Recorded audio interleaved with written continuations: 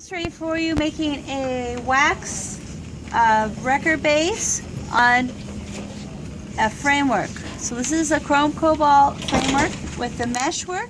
The meshwork is where we want the record base. We don't want the record base on the other parts of the RPD, just on the meshwork part.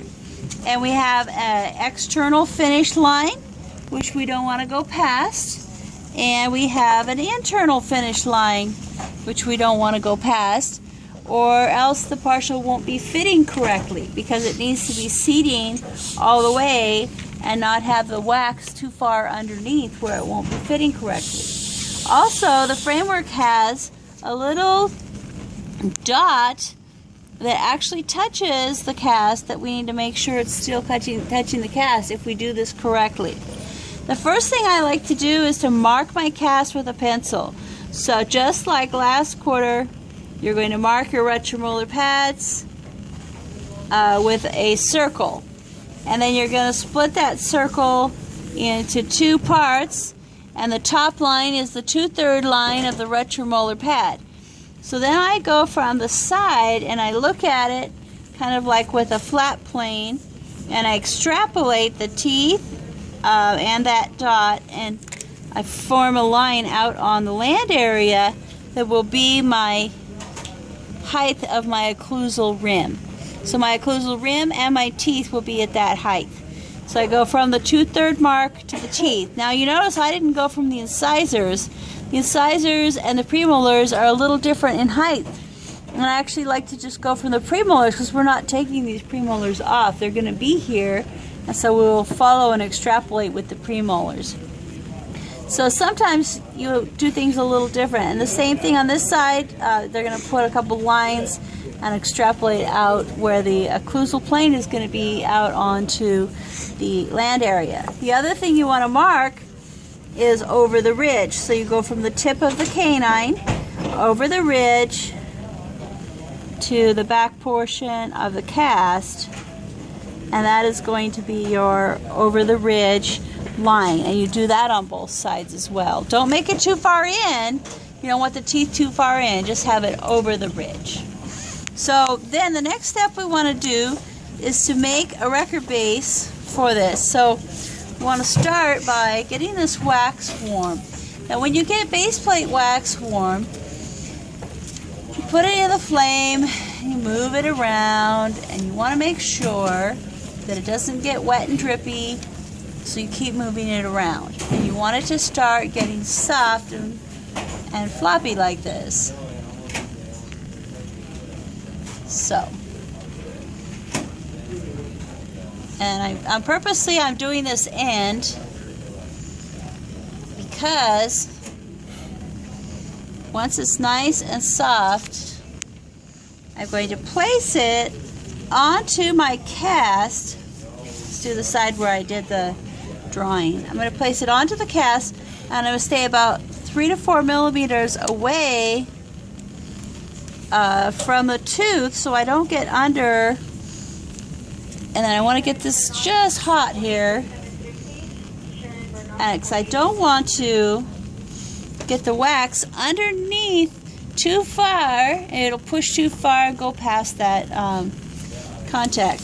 So then I press it down onto the cast everywhere so I know it's well fitted, and while it's still soft, I bring it back over the top. And now I have sandwiched in the meshwork into my wax, and then I usually just pull this off like that to get rid of the gross excess. I can cut it with my knife, and you know what's really nice about this soft excess here? I can roll it up and get it kind of hot and wet here on the side of it. Stick it on here, and guess what I've got? A wax rim. So technically within 5 seconds I have it made. Now one secret is these two fingers are here and this thumb is here so that it makes a rectangle. Well, a cylinder, you know, like a Anyway, a rectangle on the top. So I'm not good at my shapes. My sons could do better at that. Alright, and then of course the excess is going to start coming off. You just want it into the vestibule, and then you don't want to cover too much of the clasp. You want to kind of cut it back off of the clasp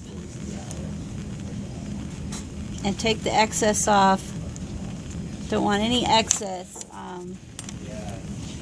If you needed to shape something really major, you could use this, you know, to like get the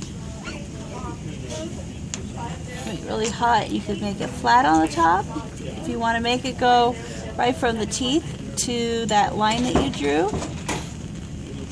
So mine's a little short. If you made it a little taller, then you could sear it better from that line to the teeth. And then on the inside, cut away the excess. Now make sure that any of the excess has gone over the finish line, is taken off. And then trim the extra away back here. And then once it has started to cool off pretty good, you can take it off and give it a check.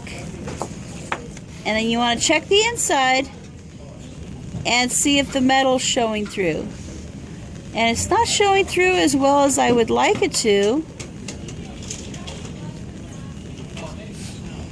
I think I'd like it to show through a little more. So, let me see something.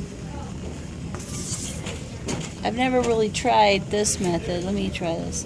So if you get it warm on the inside, and you try pressing it down a lot harder, see if that makes a difference.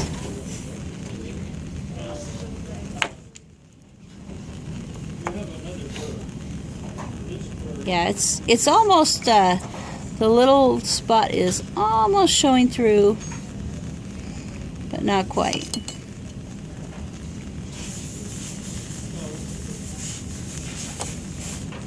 So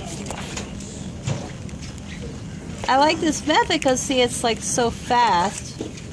So if you don't like the result, you can figure out why you're not happy with what you got. If the little thing doesn't show through, you got to do it again. So you guys see what I did? You can go start doing that. But you've got to get it down enough that the metal's going to show through.